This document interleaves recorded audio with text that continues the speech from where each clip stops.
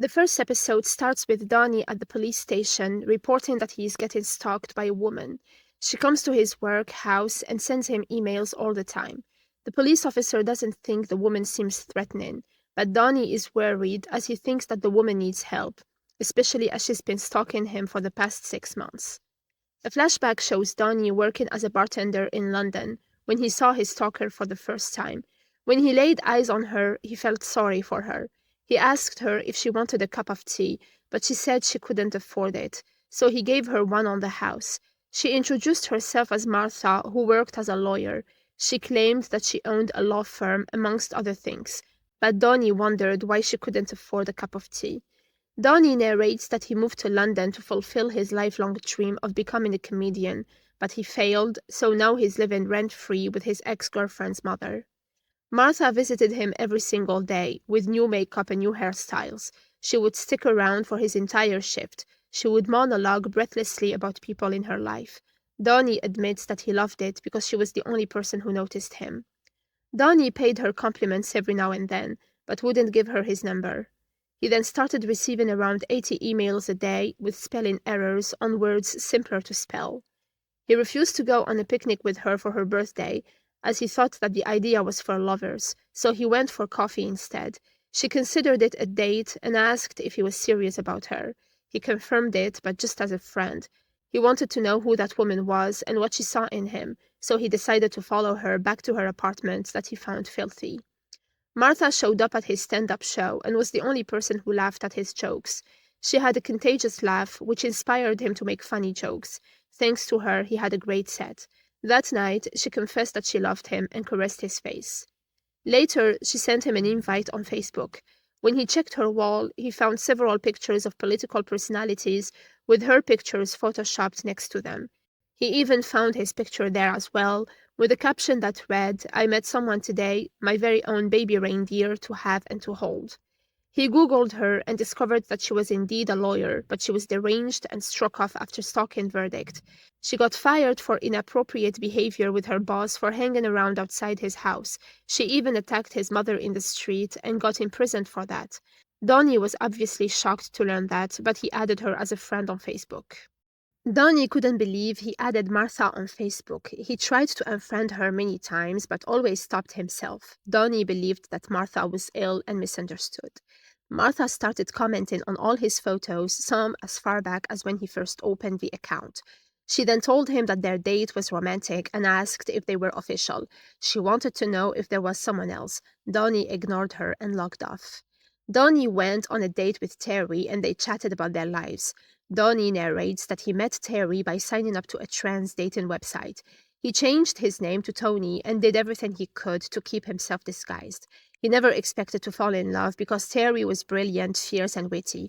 He was worried he would bump into someone he knew together from the pub or the comedy world.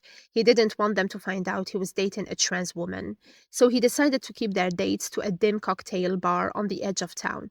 He always meant to tell her about Tony, but the more he fell for her, the more he found himself putting it off. Sometime later, Martha headed to where Donnie worked and asked who he was texting and whether it was Keely. Donnie told her that Keely was just an old friend. That night, he couldn't sleep for fear of Martha finding out about Terry, so he made a vow to keep them far apart. He showed Terry Martha's texts, and she thought she was clearly unwell.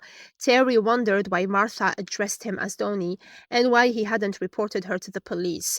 Donnie promised her to shut this down, and Terry vowed that if he didn't, she would come to Camden and visit Martha.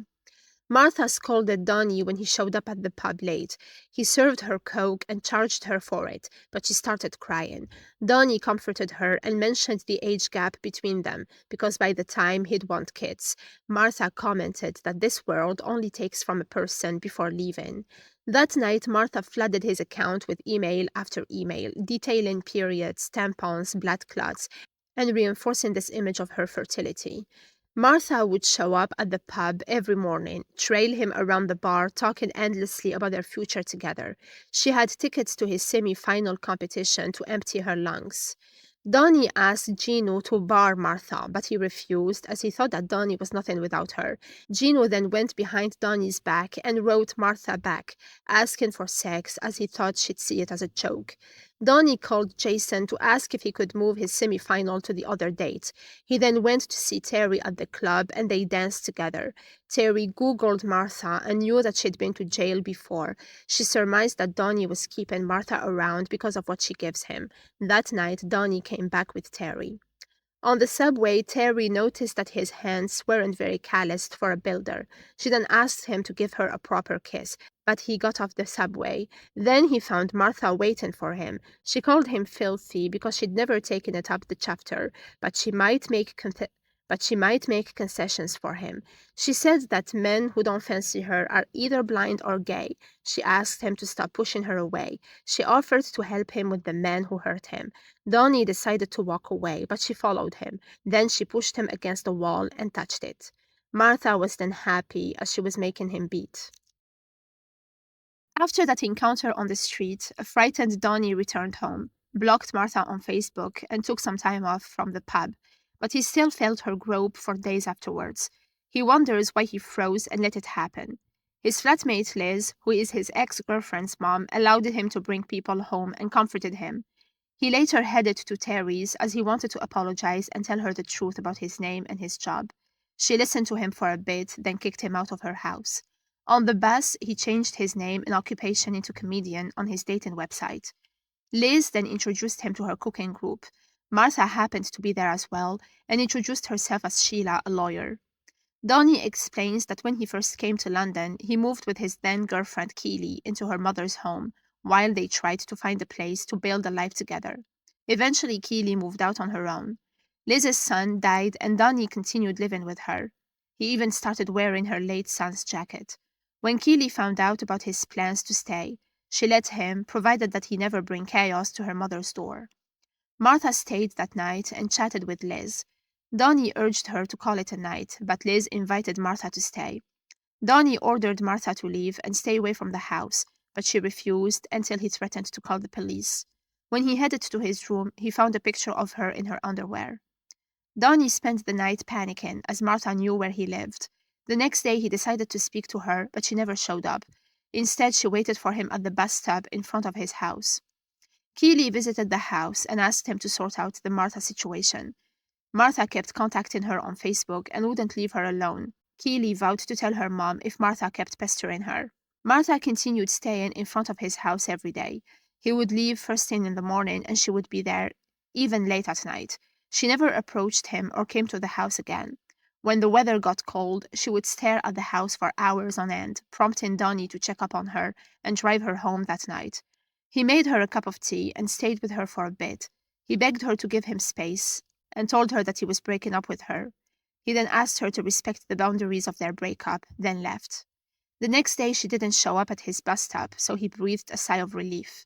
Then he went to his semifinals. Terry came to see the show because she wanted to have closure by seeing him fail in front of a large audience. He managed to make the public laugh, but Martha started singing and told everyone that she was his ex. Donnie told the public that she was his stalker, angering her. She started shouting and demanded an apology. She accused him of creeping around her house at night and peering in through her windows. The security escorted her out, and his comedy gig ended up in disaster. Terry wanted to meet her since she is a therapist. Terry and Donnie then fled when Martha came looking for him, and they went straight to the pub. They had a drink together and chatted. Terry saw that he changed his profile on the website and decided to give him a chance. Martha showed up and called Terry a skank. She called her other names, prompting Terry to reveal that she was on a date with Donnie. Martha pushed her and started assaulting her, saying that she looked like a man. Donnie intervened and lost his temper. He threatened to kill her if she didn't stay away from him. He then checked up on Terry, who had a bloody face. Donnie narrates that it took him 6 months to report Martha. He regrets not doing it when she attacked Terry. 5 years earlier, he went to the Edinburgh Festival to join the hustle and bustle of street performers. He was surprised when he discovered that his stage was in the main bar. He did his comedy gig, but no one was interested in watching him. The bartender gave him a VIP member pass that someone dropped. Donnie used it that evening to get into the Luna bar. He did some networking and met Darian, the writer of his favorite show, Cottonmouth. The next day, Darian attended his comedy gig, then gave him his card. He offered to help him take his comedy show to the next level. Darian became involved in Donnie's show for the next few weeks. He gave him pieces of advice and his shows just flourished. Every night he would go out with Darian in the main private members bar in town, talking about the show. Darian suggested getting Donnie performing in London. Sometime later, Darian went back to London early, and he didn't hear from him for the rest of the festival. Months later, Donnie went to acting school in Oxford, but he wasn't content with his life and missed Darian and the confidence he gave him. During his acting class, he got a call from Darian, who asked him to write with him. He went to see him at his apartment and showed him the script he wrote. They took a lot of drugs, and Donnie puked in the cat bowl. Darren started touching him, and Donnie urged him to stop. Darian gave him some almond milk and promised to go slower next time. The next day, Darian told him that the channel was interested in the story he wrote and was willing to back him. After Donnie moved to London with Keely, he started taking drugs at Darian's house almost every weekend, taking all sorts of drugs. He was promised to have his own show by 30.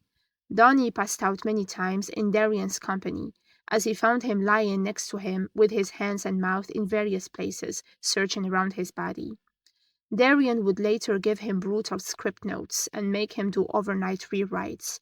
Donnie couldn't spend Keely's birthday with her. He needed to go to Darian's house as he was helping him with his career. Keely warned him that Darian was taking advantage of him, but Donnie ignored her and left. That night, Donnie and Darian took acid. Donnie started panicking and tried to leave. Darian gave him a drink and started touching him. When Donnie woke up the next day, he took a shower and realized that he was sexually abused. Donnie narrates that he stayed in the apartment for days afterwards. He eventually went home to Keely and apologized for how he left things. He wonders if Darian ever believed in him or if the whole thing was pre-planned manipulation to ruin his life. That night, he couldn't be intimate with Keely. After Keely moved out, Donnie fell to pieces. He started feeling sexual confusion and couldn't tell whether his feelings were because of Darian or whether they existed deep down. He would dream of killing him. Months later, he realized that his desires were shifting. He started dating people of all genders in an attempt to understand the first time he got raped. He wasn't interested in love and had no capacity for it anymore until he met Terry. She was everything he wanted and needed, but whenever she touched him, he felt angry and ashamed that he was falling in love with her. Donnie admits that he might not feel this way if Darian hadn't done what he did. When Martha turned up, all the confusion that Donnie felt faded as she turned his darkest insecurity into light. Martha saw him the way he wanted to be seen, so when it came to the point of going to the police, he couldn't stand the irony of reporting her but not Darian. To him, Martha was ill and couldn't help it, whereas Darian was a manipulative groomer. The police officer asked Donnie to bring him proper evidence of Martha's stalking, but Donnie comments that he was back to square one. Martha was barred after she attacked Terry. She kept harassing Donnie everywhere he went, calling him a Quasimodo. She even attacked Keely and threw soda in her face. Her mother, Liz, asked Donnie to move out. He moved to Kilburn with two men from his drama school days. He loved the house. The only catch was that they threw parties there at night. Donnie blamed Martha for his predicament. Donnie started spending more time at Terry's flat. The incident with Martha bound them, and they became a couple. However, despite trying, he was unable to be intimate with her. After repeated failed attempts, he started noticing a change in her. She would spend days in bed. Eventually, she explained that she was mad because of the way he made her feel, like his body was manifesting all the awful things that Martha said to her that night. She wondered what he was doing to fix the situation. She knew he didn't notify the police about Martha assaulting her because he felt ashamed. Donnie assured her that she didn't look like a man, but Terry believed that he always treated her like one. Donnie showed the police officer the emails, but the latter thought they weren't credible threats to charge Martha. Donnie urged him to type her name into the system. The officer did and took Donnie to see his supervisor. Detective Joanne said that Martha was a very serious woman who once stalked a policeman. She asked Donnie to draw up a timeline for them with everything that happened thus far, and in the meantime, they would warn her regarding any future conduct. Donnie narrates that the police's presence at Martha's door brought with it a sudden silence, as she stopped contacting him. Weeks later, he started to panic, as the emails allowed him to tune into every facet of her emotion. He was terrified she'd kill herself. He wondered if he missed her drama and attention. He even started to pleasure himself over her. He admitted that he wasn't even attracted to her, but the idea of it became an obsession for him. He was surprised sometime later that Martha fixed his broken libido as he pictured her when he was intimate with Terry. At the police station, Donnie revealed that he didn't put together a timeline yet. Detective Joanne spoke to Martha, who was surprisingly cooperative. She even attended 2 of their social adjustment courses. Donnie wondered if Martha passed anything on or was upset. Joanne assured him that if Martha contacted him again, they'd move the process on to the CPS, which will likely result in Donnie obtaining a full restraining order. Terry thought that Donnie was hoping for a big showdown from Martha. Donnie thought that Martha wasn't all that mad as she had self-restraint. Donnie got a call from his mom but didn't pick up. He then got a voicemail message from his parents, who were frantic as they'd been ringing every hospital. Apparently Martha called them and told them that their son was hospitalized. Donnie was shocked that Martha involved his parents. When he visited them, he found his dad talking to her on the phone, threatening to cut her legs off if she ever called him again. Martha got his mobile phone from his receptionist. She spent the other day phoning round his colleagues, calling him a pedo and telling them he fiddled her when she was a child. Donnie's mom urged her son to quit his job to be safe. Just then, Martha called him and Donnie hung up. Donnie and his mom talked to the cops, but the officer explained that Martha was harassing his parents, which is a separate case from his. Donnie spent a week in Scotland waiting for the police to take action, watching on as Martha kept calling. He eventually decided to take matters into his own hands. He went to confront her and ordered her to leave his family alone. He promised to hang her curtains that night. He asked her to write what she wanted to do to him in an email. After she sent him that email, Donnie forwarded it to Detective Joanne. At the station, Joanne confronted him about his encounter with Martha. She knew that he asked her to send him a sexually threatening email because Martha had taped everything they'd ever done. Joanne warned him that his behavior could be seen as entrapment. Martha didn't wish to take any action against him. Joanne suggested he apologize to Martha and let them do their job. Donnie was shocked that the police were putting them on an even playing field. Donnie realized that Martha knew what she was doing all along, because she was a repeat offender and a seasoned pro. Terry was worried Martha would start stalking her, so Donnie advised her to take her socials down for a bit. But Terry refused to hide herself. She thought that Martha was mentally ill, and Donnie indulged her, because she is the embodiment of all his nasty repressions that he bottled up. Terry then decided to break up with him. The next day, Martha went to his pub, but Donnie forbade her from sitting. She refused to comply and served herself a glass of water, then started harassing Donnie in front of the customer, divulging his personal life. The client started mocking Donnie as well. Donnie asked him to Google Martha by writing serial stalker torments barrister's deaf child. Martha hit him with the glass, so Donnie punched her in the face. Then she got escorted out.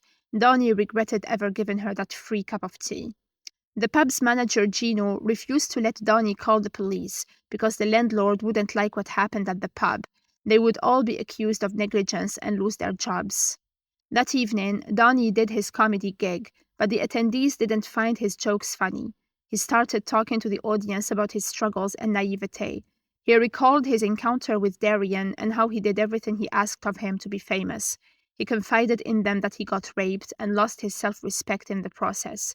The audience were shocked to hear his confession. He also told them about how he let Martha into his life because of his low confidence. He saw that she was crying and offered her a cup of tea to cheer her up. He knew that she was getting attached to him and she was dangerous, but he went along with it to satisfy his need for attention, as she flattered him. Next, he told them about Terry and how he couldn't love her. He realized that he messed up their relationship because he hated himself so much more than he loved her, and he admits in tears that he loved her very much. Donnie concluded saying that he was looking forward to winning the competition, then walked out.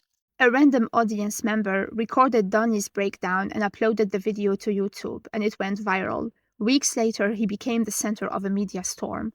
Martha stopped emailing, and Donnie got many work opportunities like podcasts, radio shows, bigger gigs with better crowds. His career sprung into surprise and action. Donnie was glad it happened, as his abuser knew that he failed to break him. For a while he was happy, but eventually Martha called him and threatened to tell his parents about Darian's abuse. Donnie unplugged from her for a few days and got to his parents before she did. When he paid them a visit, he confessed that he wasn't straight anymore, that maybe he was bi, but still didn't know. He tearfully told them he needed their support to go on his journey. He confessed that he was raped, but didn't tell them because he was embarrassed and didn't want them to think less of him. His dad told him that he grew up in the Catholic Church, and the same thing happened to him as well. His parents cried as they hugged him. Donnie slept well and woke up to a new dawn as he felt lighter. He spent a few days in Scotland with his phone off, enjoying the peace and quiet. A few days later, he boarded the train back down and found several voicemail messages from Martha. He went to the police station, and the officer advised him off the record to keep his number and wait for Martha to say something that they can use to expedite the case. Over the next few months, Donnie listened to Martha's voicemails in order to mark down moments where she said something threatening. He started to download them and categorize them. He became obsessed as he ignored work calls, canceled gigs, and interviews. He found himself relating to her all over again, as they both had insecurities in common and fears for the future. Her voicemails distracted him from the things he lost. He saw as Terry moved on with a new guy. Donnie admitted that he held off reporting her out of empathy or fascination, as he wanted to keep her in his life. He eventually reported her when she threatened to stab his family. Martha was arrested the next day and charged with 3 counts of stalking and harassment. He went to her plea hearing, where she pleaded guilty. She cried, saying, "My little reindeer." She looked at Donnie before she was taken away. It was the last time Donnie ever set eyes on her. Martha was sentenced to 9 months in prison with a 5-year restraining order. Donnie deleted the police timeline of events and wrote that he felt sorry for her. Keely paid him a visit as she was concerned about him. He barely left his room. On the wall, she saw Martha's stuff as he was trying to make sense of the situation. Donnie split Martha's voicemails into folders, capturing her different emotions, and he hadn't listened to a ton of them. He told Keely that he'd given up on comedy as he realized that it wasn't for him. Keely wanted him to move back to her mom's place in order to sort himself out a bit. She admitted that his video really upset her, then hugged him. Liz welcomed him home and said that she left him a little something in the cupboard. He retrieved her late son's yellow jacket, as well as the script he wrote for Darian with his notes. Donnie went to see him and they chatted. Darian saw his video and thought it was brave. He invited him to come back and work with him on a rebooted Cottonmouth, but promised it wouldn't be like last time. Donnie accepted the offer, then left. Outside, he started breathing heavily. He listened to Martha's podcast and smiled as she complimented him and confessed that she fancied him. He then went to a pub and ordered a drink. He clicked on the not listened to voicemails folder where Martha explained the baby reindeer thing. She had a cuddly toy when she was young. It went with her everywhere. She still had it to this day, and it was the only good thing about her childhood. She'd hug it when they fought, and they fought a lot. Donnie was the spit of that reindeer with the same nose and eyes, and the reindeer meant so much to her. She cried as she said that Donnie meant so much to her. Donnie started crying, and the bartender checked up on him. Donnie realized that he left his wallet home, so the guy offered him the drink for free.